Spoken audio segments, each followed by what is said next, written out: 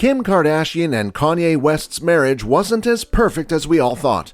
Their almost decade worth of love and fiery passion just came to an end, and people are picking up the rubbles to figure out what actually did it.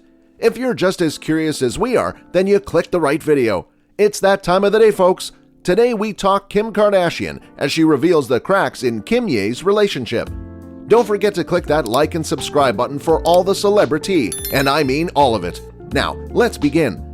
As what Vulture magazine describes to be a wild ride, Kimye certainly shaped an entire decade of pop culture. In 2004, Kim Kardashian and Kanye West met when the social media queen was still married to music producer Damon Thomas, her first husband. And even then, the singer was already pining over her beauty and raving on about her. Kanye being a primary figure in her relationships became a pattern, seeing as Kanye was also spotted with Kim in a Y3 show at New York Fashion Week, when she was dating Reggie Bush, and apparently right before she married her second husband, professional basketball player Kris Humphries. Kanye incessantly messaged her and sent her pictures of basketball players who didn't age well. But despite his efforts, Kim pushed through with the wedding, and now we have the infamous 72-day marriage. Although the Kardashians built the foundations, Kimye grew the empire, and we were all here for it until they weren't. In 2013, Kanye expressed in an interview on Hot 97 that, and I quote, "I feel like our love story is like a love story for the ages. I felt like when we first got together, it was like a Romeo and Juliet kind of thing." He's not wrong though, because despite the many critiques of the Kardashians being scripted and such, their relationship and even marriage felt so real. Their entire relationship was built on the foundations of success and power. It was more so a brand rather than anything else, really. Not to mention their 2014 wedding, dubbed one of the grandest celebrity weddings of the 2010s. The wedding had 200 guests and happened at Fort de Belvedere in Florence, Italy, reportedly costing around $2.8 million, but that's excluding Paris. Everything was highly documented and publicized, but even then, we saw that they truly loved each other and even bore 4 kids together: North, Saint, Chicago, and Psalm. But I guess like all perfect things, they can only really be perfect for so long until their crack show, and here's where it's revealed. In December of 2020, it was reported that Kim Kardashian and Kanye West's relationship was going south because they'd both been living separate lives.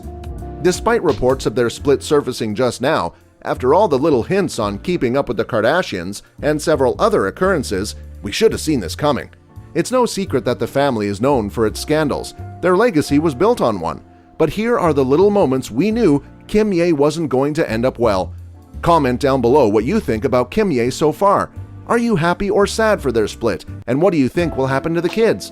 While you're at it, don't forget to hit that like and subscribe button for more of the piping hot tea. Stay tuned until the end of the video because we're just starting to spill.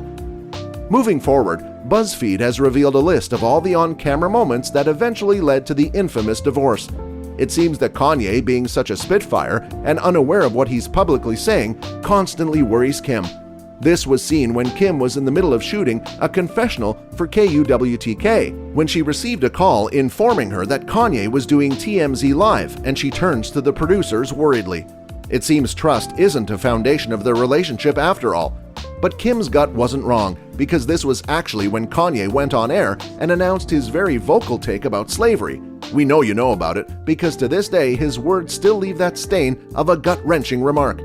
When Kanye said his statement, slavery was a choice, it left people fiery with anger and Kim gasping for air, because what about them, right? When a family is highly dependent on public approval, it takes only a simple statement to slash them out, and Kim's disapproval of this was made known in his song with Party Next Door, Wouldn't Leave, and the verse goes, "I said slavery a choice, they say how, yay? Just imagine if they caught me on a wild day. Now I'm on 50 blogs getting 50 calls, my wife calling screaming, say we bout to lose it all." Now, it takes no genius for us to decipher that this really caused a big rupture in their marriage. Kim herself confirmed that the comment made her cry and caused a big fight between the pair, and wisely so. KUWTK aired an entire episode dedicated to Kimye's marital problems. Talk about speed, right?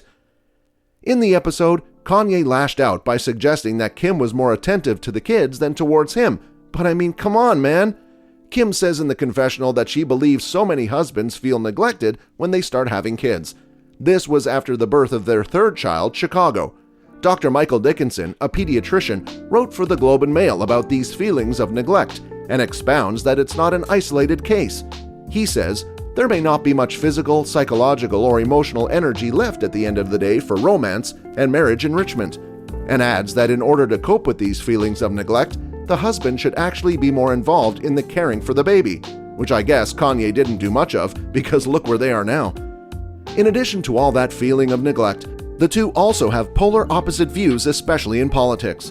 Whilst West is cozying up to the Republican President Donald Trump, and to the public's disappointment at that, Kim was adamantly rooting for Clinton in the 2016 elections and publicly celebrated Biden's win. To top all this off, West actually went and ran for president in the 2020 U.S. presidential campaign, and in the process, went and threw Kim under the bus when he was talking about the laws on abortion, saying that his own father wanted to abort him, but his mom had saved his life, the same way Kim considered aborting one of their children. He said, "I almost killed my daughter." This very controversial statement probably added fuel to the proverbial fire that was ruining their marriage. Imagine saying that in public about your wife and daughter. That's such a low blow. However, Kim begs to disagree when in an episode of KUWTK, Kim and her sisters advocated for Planned Parenthood by visiting the organization themselves, which the public saw as a clear and direct hit against Kanye's pro-life campaign. And oh, remember that one fight on Keeping Up with the Kardashians where Kim and Kanye are at each other's throats for Kim dressing too revealing at the 2019 Met Gala? Well, let me just refresh your mind real quick.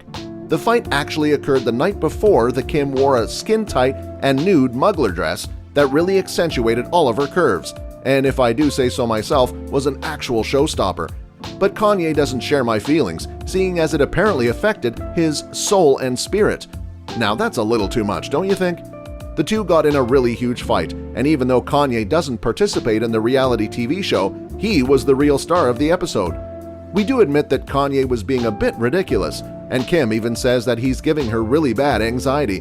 "You built me up to be this sexy person and have confidence. Just because you're on your journey and you're on a transformation doesn't mean that I'm in the same spot as you," Kim says, referring to Kanye's spiritual and religious journey. So, how does Kim summarize the divorce? In the June 3rd episode of their reality TV show, Kim exposed her feelings about the whole thing when she started lashing out on her family about cookies.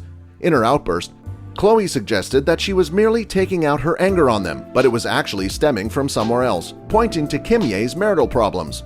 Kim bursts in tears when opening up to her sisters Kylie, Kendall, and Khloe by saying, "I just honestly can't do this anymore." Kim said, "Why am I still in this place where I'm stuck for years? Like, he goes and moves to a different state every year. I have to be like together so I can raise the kids. He's an amazing dad, he's done an amazing job." Further elaborating that she finds it difficult to follow him all over the place and move to Wyoming, and that Kanye deserves a woman who can do that for him. Her plight is also stacked up to the fact that this is her third marriage, and she feels like a failure and loser. Reportedly, Kanye blew up at Kim in December of 2020, and the wound it left on their relationship never healed after that. In the series finale, Kim says to momager Chris, "I always just thought that I could have my kids. My husband moves from state to state, and then I realized, no, I didn't come this far just to come this far and not be happy." As you should, Kim, as you should. Finally, after 6 years of marriage, Kimye has met its demise. Kanye really did envision them to be like Romeo and Juliet. Great, but without the happy ending. Comment down below what you guys think about this whole Kimye thing. And don't forget to leave a like and subscribe for more juicy and hot tea. Bye!